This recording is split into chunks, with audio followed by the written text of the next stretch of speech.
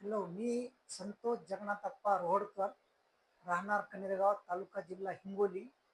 इथून मी आशाई देशमुख सरांकडे डाव्या घुटण्याचं ऑपरेशन केलं. ऑपरेशनच्या अगोदर मला खूप तीव्र त्रास होता. आता एकदम रिलॅक्स, पूर्ण हालचाली मी सगळ्या व्यवस्थित करू शकतो. घुटण्याचे ऑपरेशन रोबोटिक पद्धतीनं चांगल्या प्रकारे झालं. आता 15 दिवसाच्या कालावधीमध्ये मी पायाच्या पूर्ण हालचाली करू शकतो आणि विना काठी मोकळं चालू शकतो. त्यांच्या ऑपरेशनपासून मला 100% आराम मिळाला.